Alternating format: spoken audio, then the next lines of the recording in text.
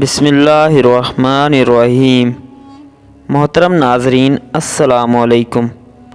ذنون مصری بیان کرتے ہیں کہ ایک دن میں گھر میں بیٹھا ہوا تھا کہ اچانک دل میں خیال آیا کہ باہر نکل کر نیل کے ساحل پر جاؤں۔ چنانچہ میں گھر سے نکلا اور نیل کے ساحل کی طرف چل پڑا۔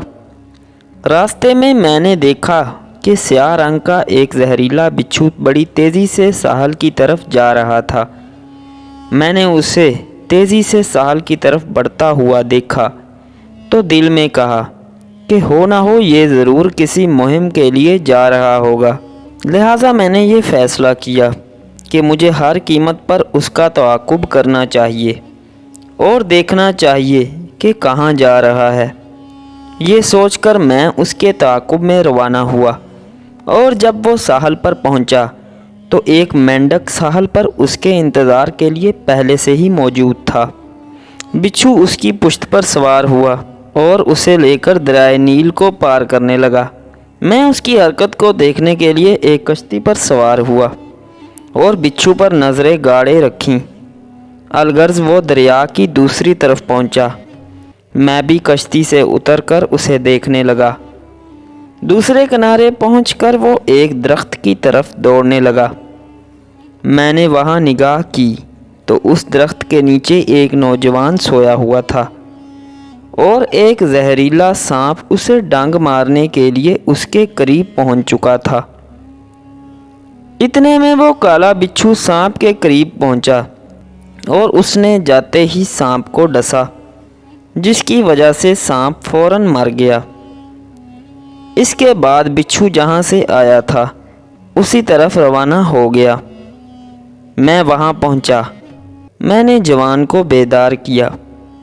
وہ شراب کے نشے میں مدہوش تھا۔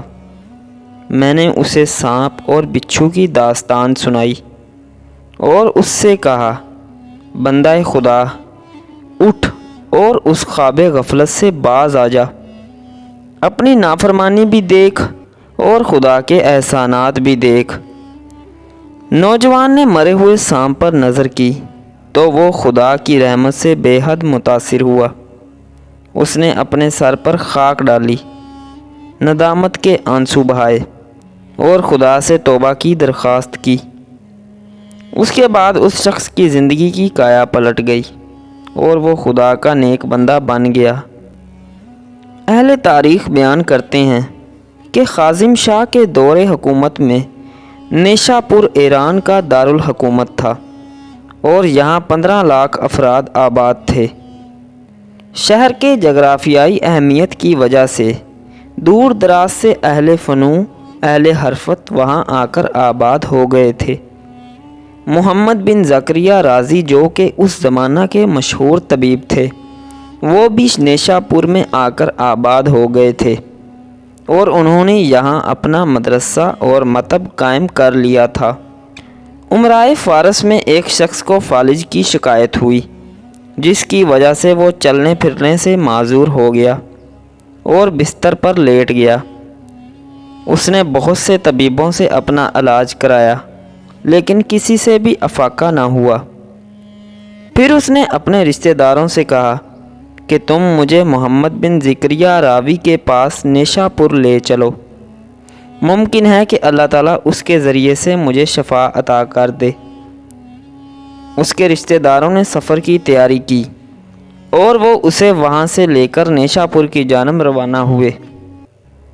ایک طویل سفر کرنے کے بعد وہ دوپہر کے وقت نیشا پور پہنچے۔ شدید گرمی کا وقت تھا، دکانیں بند تھیں۔